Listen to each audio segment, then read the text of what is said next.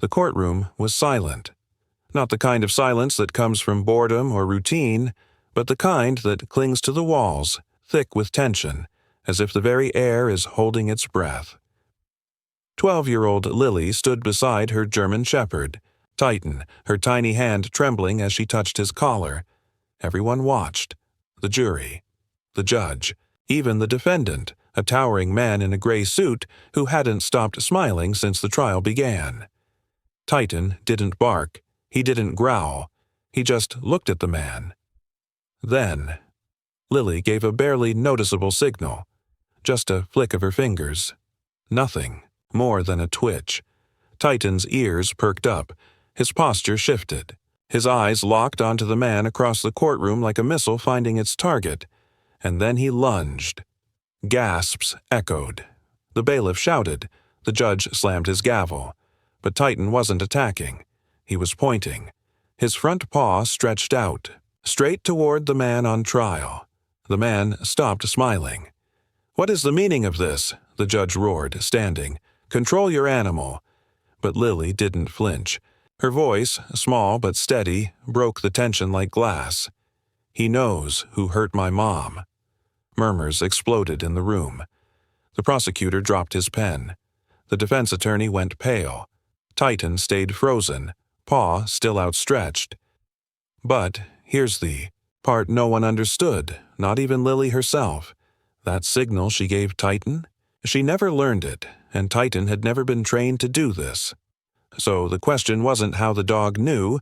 The question was, who told him? And the answer would shatter everything. 1 week earlier, no one would have believed Lily mattered to this case.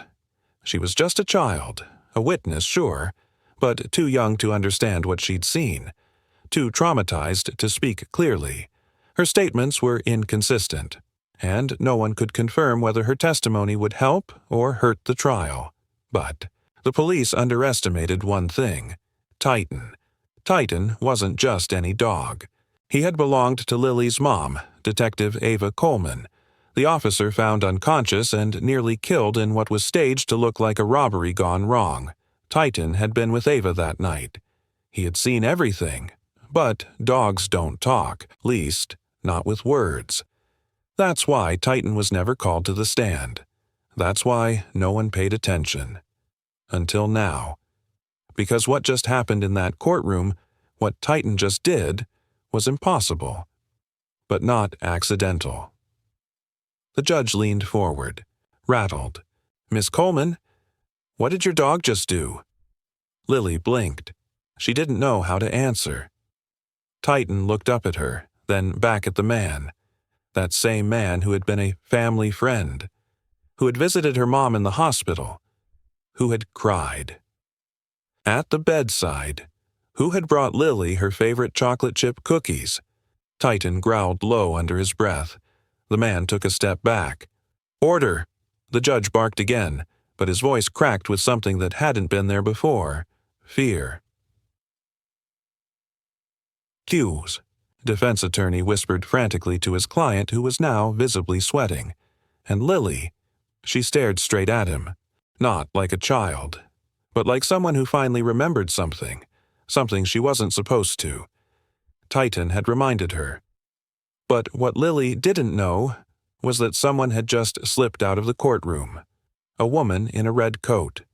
No one saw her face. But Titan, he had, and this wasn't over, not by a long shot.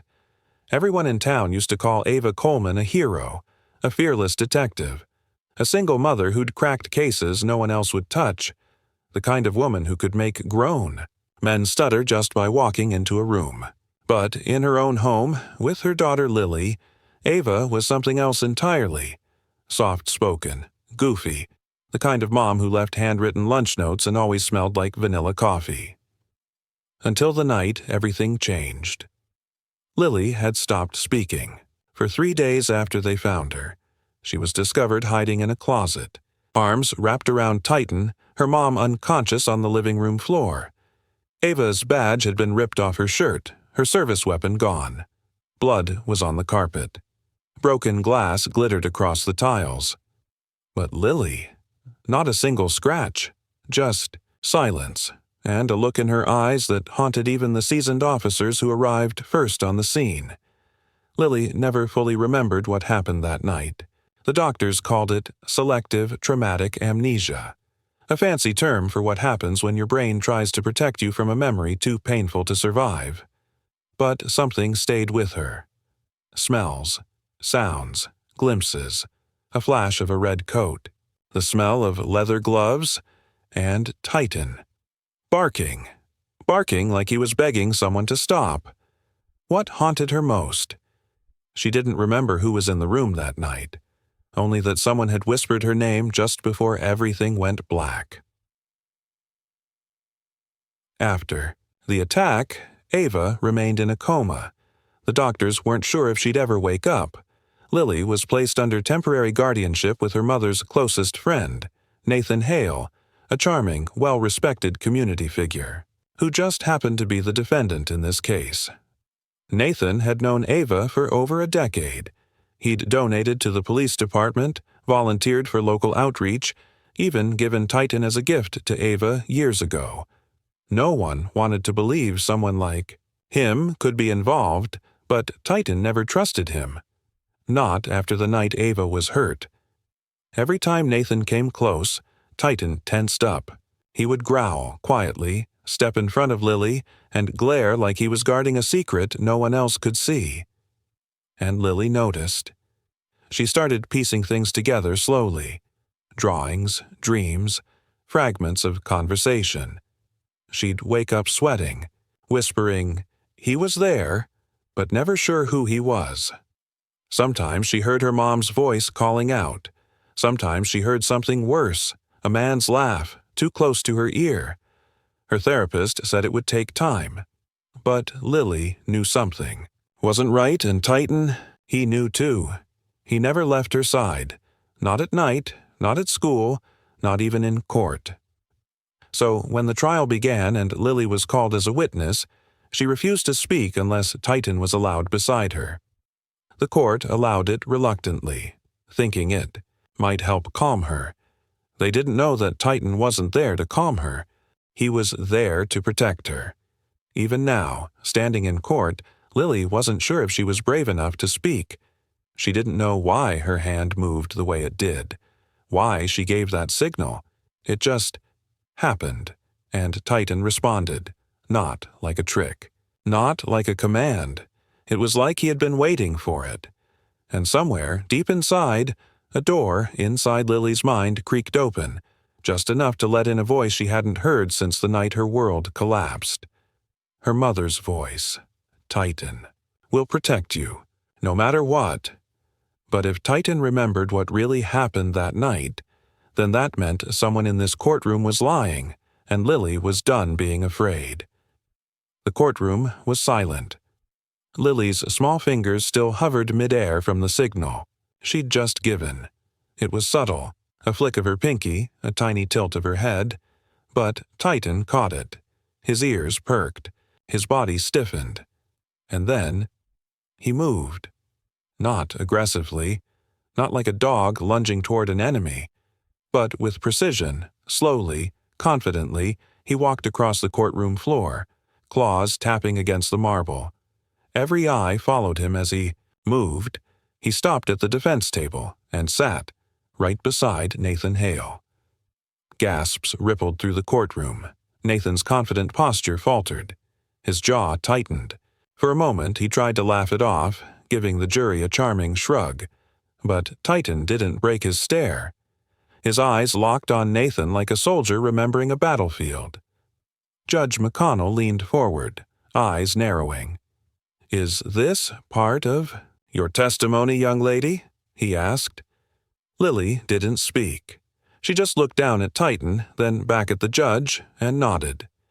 One of the jurors, a woman in her 60s, covered her mouth. Nathan's attorney stood. "Objection. The child is making an emotional display to manipulate the jury. This dog has no evidentiary value." Before he could finish, Titan let out a low growl. Quiet, guttural, and deeply unsettling. The judge banged his gavel. Control your client, Mr. Grant." But Nathan wasn't moving. He stared at Titan like he'd just seen a ghost. And for the first time during the entire trial, he was sweating. That night, after court recessed, Lily sat silently in her foster home bedroom. Her sketch pad was open. On it, she'd drawn the courtroom. Not the people, just the space, the judge's bench, the witness stand, and one dark figure standing in the shadows behind the defense table. She shaded in the figure's coat using the red crayon. She didn't know why red felt right, but it did. Titan rested at her feet, head on his paws. But every so often, he lifted his head and stared at the window as if sensing something outside. Lily's hand moved slowly across the paper. She was drawing a pair of gloves now. Black leather, just like in her dream. 2 days later, during cross-examination, Nathan Hale took the stand. He was calm, charming, said all the right things, told the jury how Ava was his closest friend, how devastated he was by what happened to her. She was brave. She stood up for victims when no one else would, he said. If I had known someone was targeting her, I would have done anything to protect her and Lily. Lily didn't look at him. Titan did. The dog's body remained tense. The entire time Nathan spoke. Then came the twist no one expected. The prosecution introduced a new piece of evidence. A voicemail left on Ava's phone the night before the attack. It was muffled, unclear, just a man's voice whispering, "You're playing with fire, Ava. Back off." Lily turned pale. She had heard that voice before. In her dream, Nathan's attorney objected again, claiming the voice couldn't be verified, but Lily didn't care, because Titan had risen again. This time, his eyes narrowed, and his tail lowered. Not aggressive. Alert, remembering. After court ended that day, Titan refused to get into the car.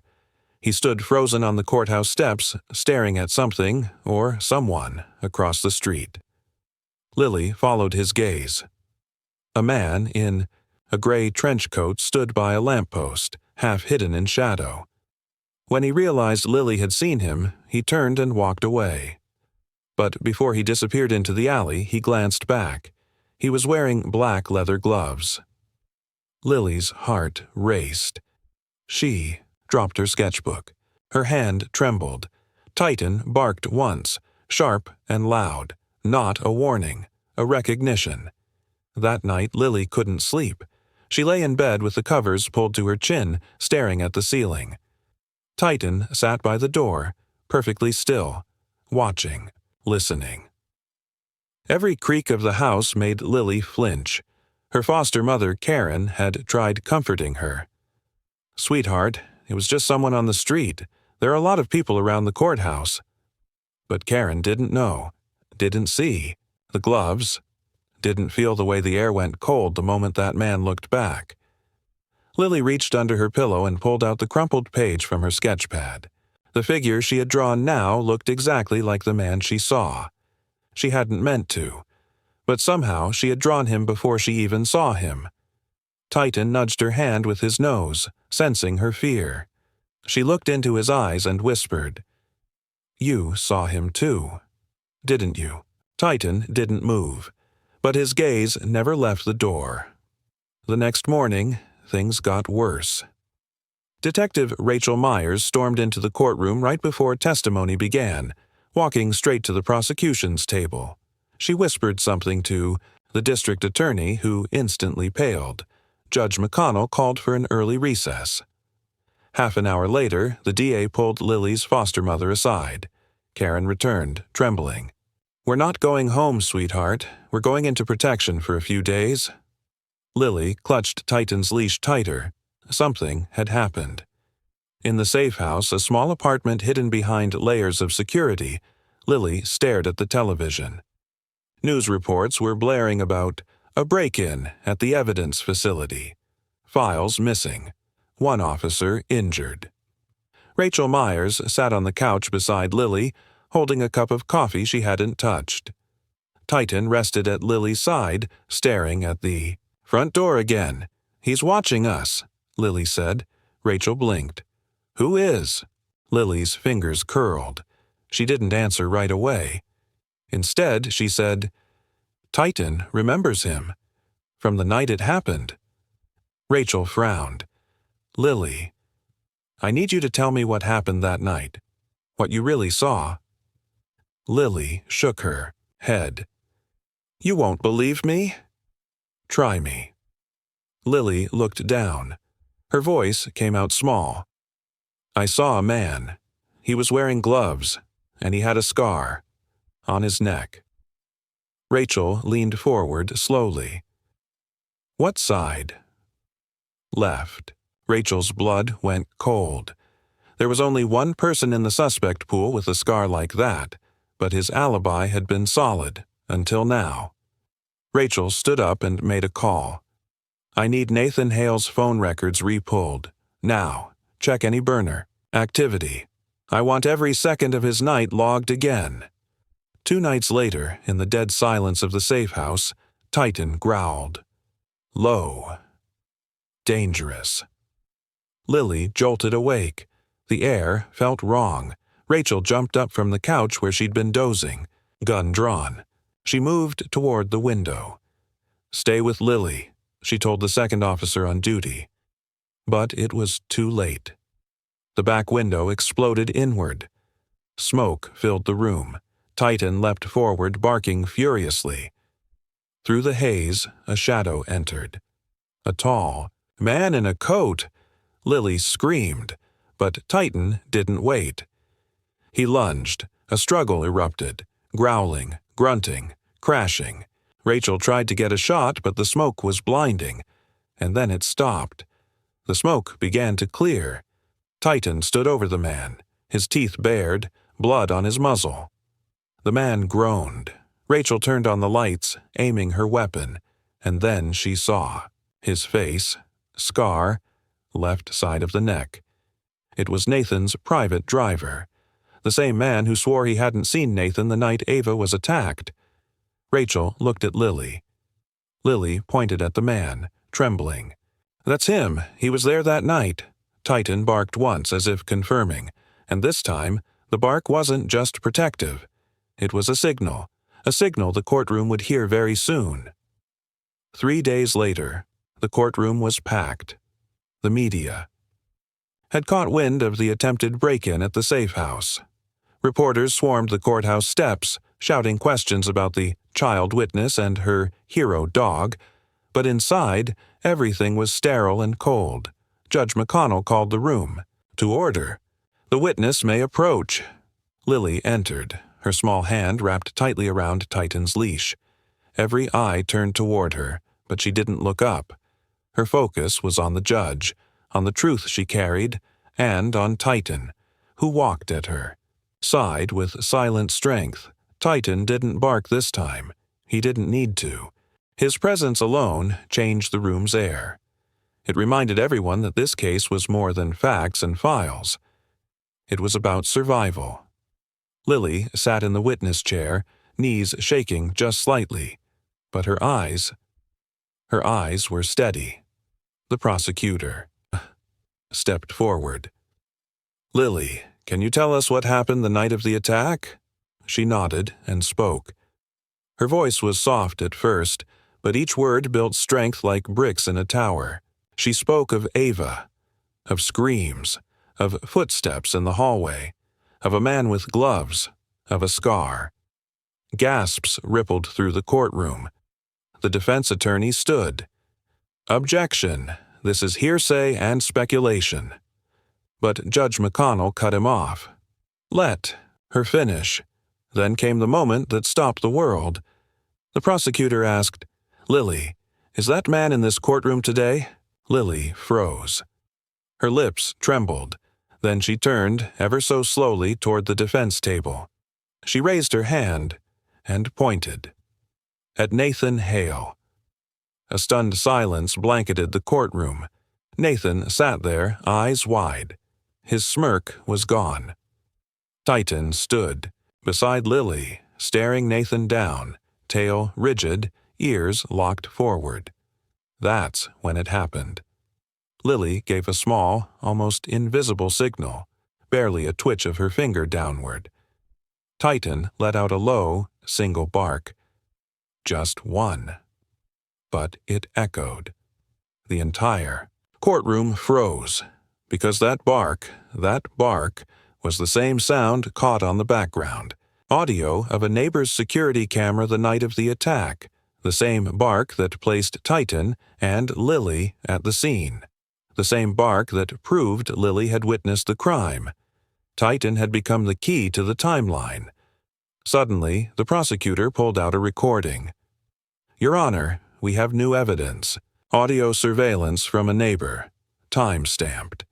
You'll hear the child scream, and then a dog's bark.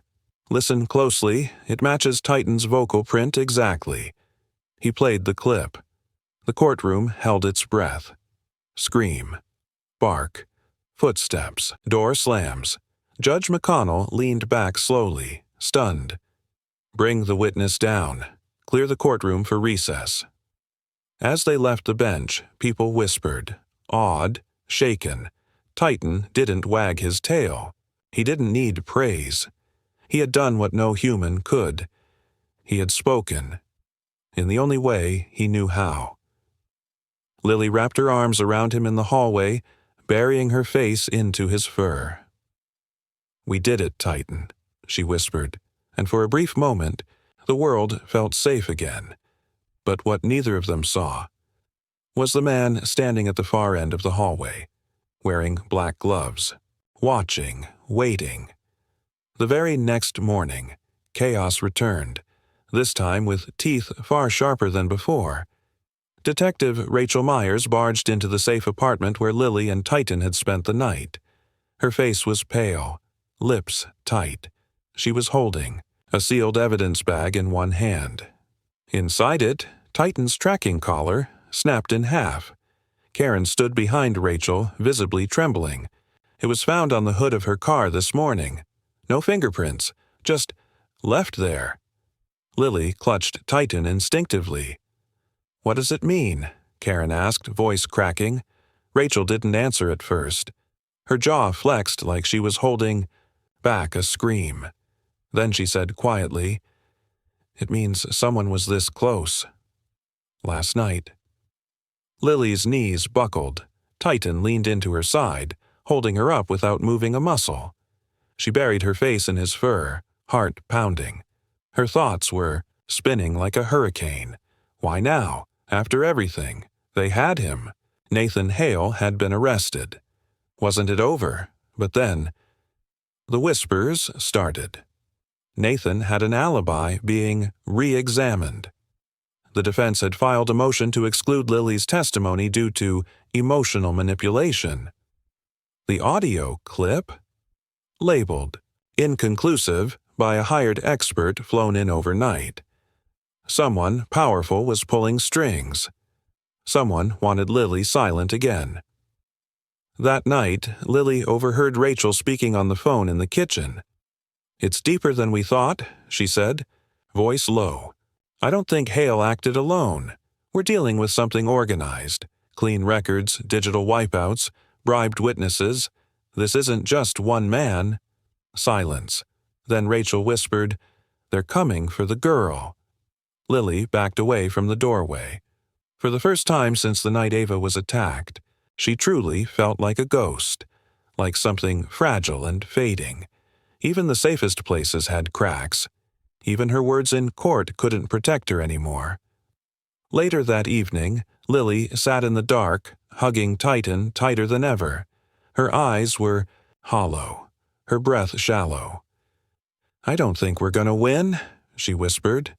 "I think they're going to make everyone forget, like they always do." Titan stared at her, unblinking, unwavering.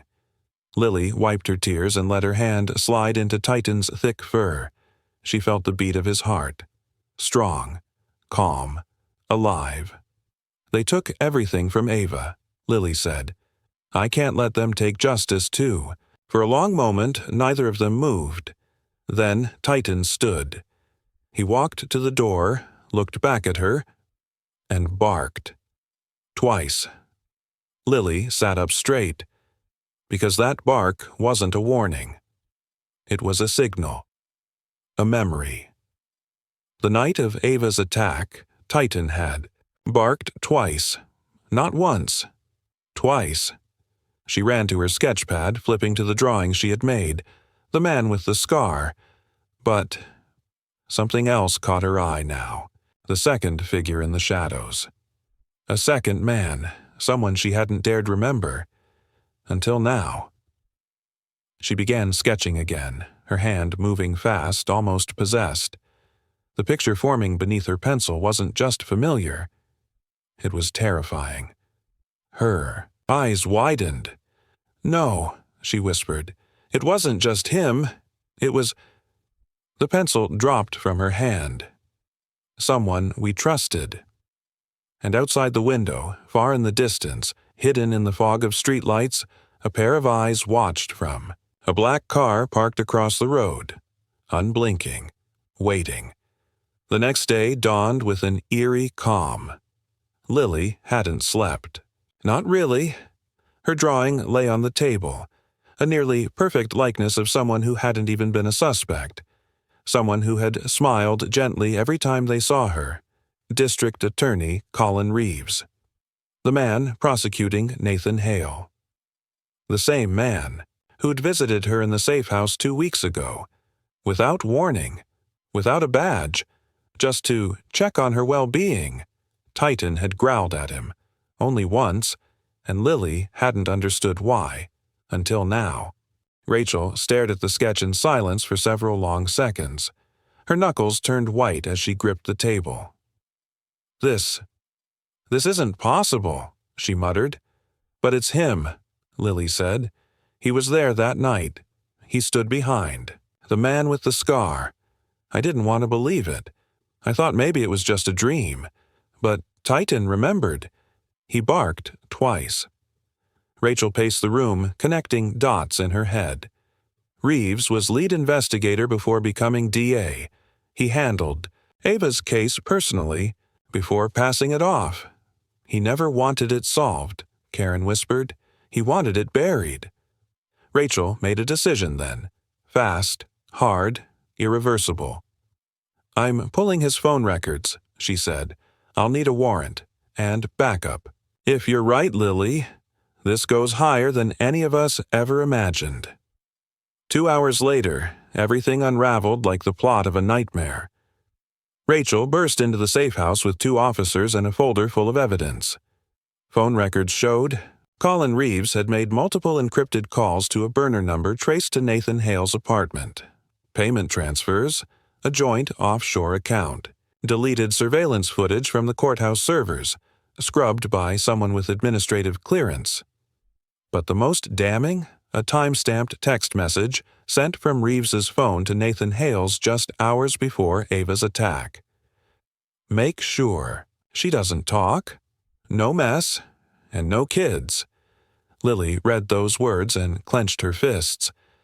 "They were never trying to silence Ava," she said, voice sharp. "They were trying to erase her, and I was just collateral." Rachel nodded grimly. "We go public." Now, that evening, during a hastily called courtroom hearing, Rachel submitted the evidence. The gallery was stunned. Even Judge McConnell looked shaken. Colin Reeves was seated in his usual spot, confident, composed, until he saw the photos. The financial transfers, the phone data, the drawing, and then Lily took the stand again. She looked straight into Reeves' eyes and said, "You told me you were here to protect me. But Titan knew better. He always did." Titan sat beside her, alert, ears forward. For the first time, Reeves didn't smile. He didn't blink. He just stared. Because the walls were caving in, and he knew it. When the judge issued the arrest warrant, Reeves tried to stand, but Titan was faster. He lunged, not to attack but to stand between Lily and the man she'd feared the most. His growl was low, bone-deep, primal. The courtroom guards rushed in, cuffing Reeves as he cursed and struggled. Titan never flinched. Lily stood, heart pounding, breath trembling. Rachel placed a hand on her shoulder. "It's over." But Lily shook her head. Not yet. 1 week. Later, standing in the hospital where Ava was still recovering, Lily placed a drawing on her sister's nightstand. A new one. Not of a villain, but of a hero. It was Titan, standing tall in front of a shadowed courtroom, light behind him, Lily beside him. "I kept my promise," Lily whispered, "and he kept his." And as she turned to leave, Ava, still unable to speak, lifted her hand ever so slightly and touched the drawing. Her eyes welled with tears. Outside, Titan waited, watching the door. Silent. Steady. The trial had ended. But justice had only just begun. A month had passed. The courtroom scandal had exploded across national media. Colin Reeves had been indicted on multiple counts: conspiracy to obstruct justice, attempted murder, and witness tampering. Nathan Hale had turned state's evidence in exchange for reduced sentencing, revealing a deep-rooted network of corruption that stretched far beyond just Ava's case. Lily and Titan had returned home to a quieter life. Or so it seemed. One afternoon, Rachel stopped by with a small package in hand. She placed it on Lily's kitchen table without a word. "What's this?" Lily asked, her eyes narrowing. Rachel's face was unusually serious. "We found it in Reeves's safe, labeled, 'In case I disappear.' No one's opened it yet. I figured you should be the one." With Titan by her side, Lily unwrapped the package slowly. Inside was a black envelope and a small voice recorder. Her hands shook as she pressed play. A distorted voice crackled through. "If you're hearing this, it means I'm no longer in control. But make no mistake, this isn't over. There are others. Higher, smarter, watching. The girl and the dog. Think they've won. But they've only peeled back one layer." Lily's blood turned to ice. "And when they come for her, they won't bark, they won't warn. They'll just strike." The recording ended. Titan's ears perked. His body tensed. And then, from outside the house, came the sound of a car engine idling, unmoving, waiting. Lily looked at Titan. He was already facing the door, growling low, because whatever was out there wasn't finished. Not yet. Lily sat frozen in place, the weight of the recording heavy in her hands. She tried to steady her breath, but the chill that ran through her bones was undeniable. The room felt too small, the walls pressing in as the words from the voice recorder circled in her mind like a relentless storm. There are others, higher, smarter, watching. It wasn't over, but how? How could there be more? Colin Reeves was behind bars. The corruption had been exposed. The network had been unraveled. How could anyone still be lurking in the shadows? Titan growled again, snapping her from her thoughts. Lily reached down to calm him, but she didn't speak. She didn't need to. Titan was always the first to sense when something wasn't right. And right now, everything felt wrong. The car outside, the one that had been idling for what seemed like an eternity, revved its engine. Louder this time. It wasn't leaving. Whoever it was had no intention of going anywhere. Rachel's face mirrored Lily's growing unease as she stepped forward. "Do you think this has anything to do with what happened with Reeves?" Lily nodded slowly, unable to tear her gaze away from the window.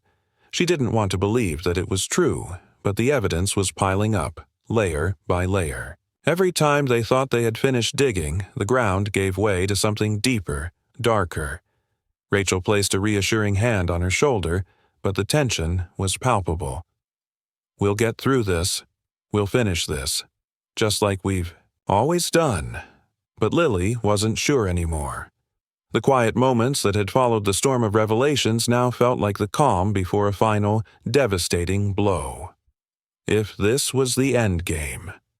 She swallowed hard and turned toward Titan. He was staring. At the door, unblinking, waiting. "Titan," Lily whispered. She didn't know if it was for comfort or to give him a command. "Do you think we can win this?" Titan's gaze softened for just a second.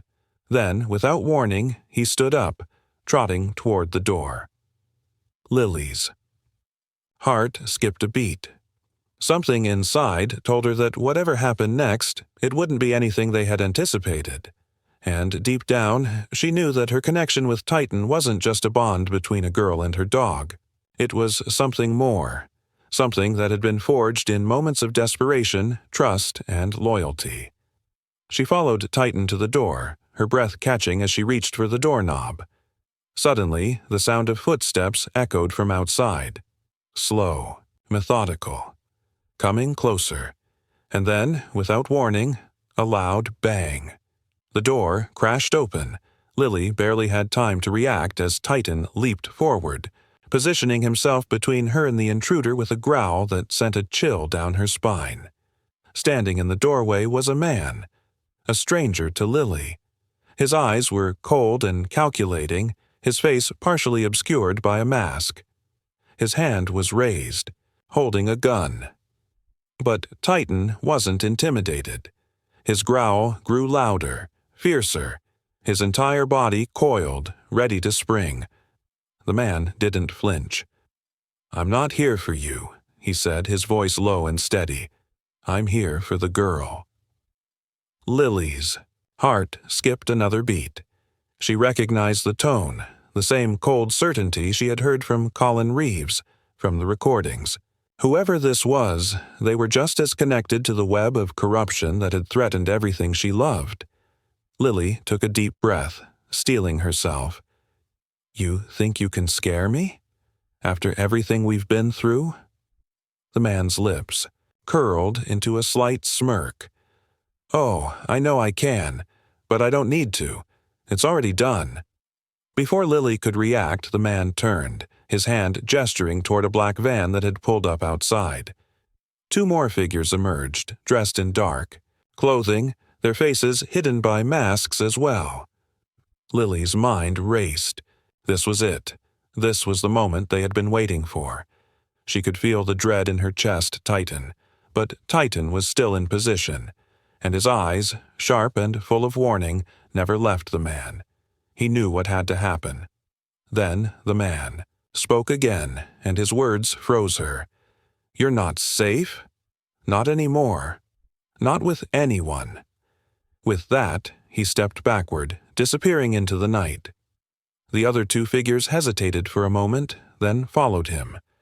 Lily's pulse thundered in, her ears. The door slammed shut as the van's engine roared to life, disappearing into the night like a shadow. For a long moment there was nothing but the silence of the room, the lingering weight of what had just transpired. She turned to Rachel, her voice barely a whisper. "What just happened?" Rachel's face had gone pale. "Lily, this isn't over. If they know about Titan, if they know what we have, then it's bigger than we thought. Much bigger." Lily couldn't speak. There were no words to describe what she was feeling. Her chest tightened, and for a moment all she could do was breathe in and out, trying to steady her racing heart. But as the adrenaline began to fade, a new kind of realization hit her. Something deeper than fear or uncertainty. Whatever this was, whatever game they were playing, she was in the middle of it. And it wasn't a game she could escape. She had already lost so much. And Titan? Titan would not let her fall again. Lily stepped forward, her hand trembling as she reached out to touch his fur. "I won't let them take me. Not again. Not after everything we've been through." Titan looked up at her, his eyes full of the same unspoken promise he had made from the very beginning. The bond between them was unbreakable. As long as they had each other, they had a fighting chance. But Lily knew one thing for sure. This battle was far from over. And the true enemy had only just revealed itself. And in that moment, as she stood by Titan's side, she understood what she had to do. There was no more running, no more hiding. It was time to finish what had been started, and this time she would not let anyone, no one, take away what she had left. With Titan by her side, they would face whatever darkness came next, and together they would fight for the light. Would you have trusted Titan's instincts to protect you in a moment of danger, or would you have run? Let us know what you think in the comments below. Don't forget to like, share, and subscribe for more heart-stopping stories. Stay tuned, because the journey isn't over yet.